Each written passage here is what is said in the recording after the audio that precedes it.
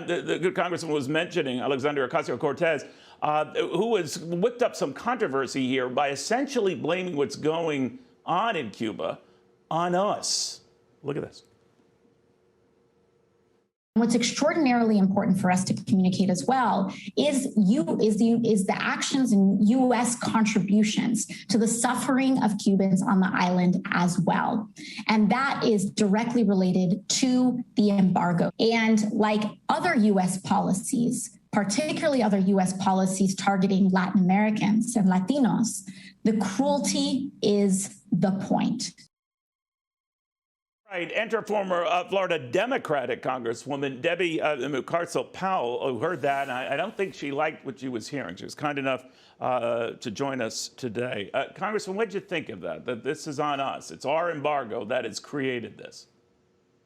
Good afternoon, Neil. Listen, what we're seeing in Cuba, we haven't seen in over 62 years. Cubans, young and old, are marching in the street demanding freedom.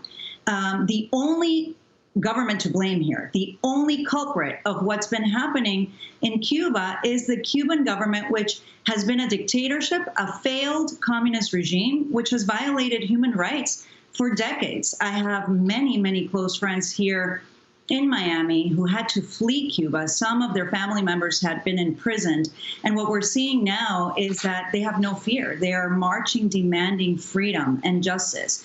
And it just defeats the purpose. We have to be unified in this effort. This should not be political. Unfortunately, Neil, this has been a political issue for too long. And the policies that we've used in the past have not worked. And this is a moment in time where we need to come together, Democrats, Republicans, sit down with Cuban leadership here so that we understand what policies we need to take now to support the Cubans that are marching, demanding for change. And this is a unique opportunity that the U.S. government has.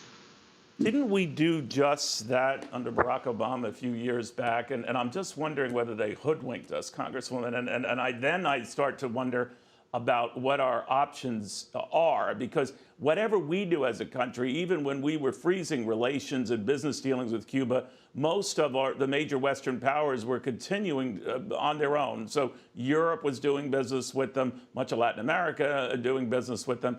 So it would almost have to be a worldwide response, wouldn't it? That's absolutely correct, Neil. And that's something that I think we failed to do under the Trump administration.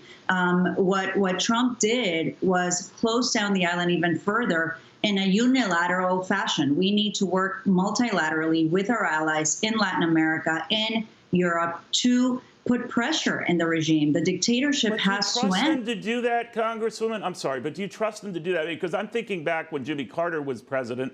Remember, there was a big push for those Cubans who are seeking asylum. We welcomed them.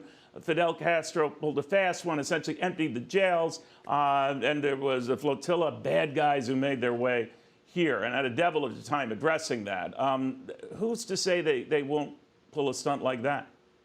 Yeah, I mean, this is a unique moment. What we're seeing here is historic, and that's why there's an opportunity for us to really make a change. And one thing that we need to remind our allies is that, and I've said this here in the United States as well, this is a matter of national security, Neil. We have Russia that's been propping up the Cuban regime. Cuba and Russia has been propping up the dictatorship in Venezuela, the narco regime of Maduro, who has been violating human rights in Venezuela, leaving us with the worst humanitarian crisis in the Western Hemisphere. So this is a matter of national security for us, security and stability for the entire hemisphere. And we have a unique opportunity. And I think under President Biden, Neil, our allies are starting to trust the U.S. to lead in the efforts as they pertain to fighting for democracy and stability, not just here, but all over the world. And so we have to try. What is the alternative? This is a moment where, again, let's not politicize it. Let's come together. I agree with some of the comments that Maria Elvira had to make prior to me coming on. I think it's great to hear that she wants to work with the president. Let's do that. And because what we've seen is this has worked. And Cubans are asking for our support. Let's do that together. What we can't do is blame anyone except the communist regime that has been a failed government in Cuba.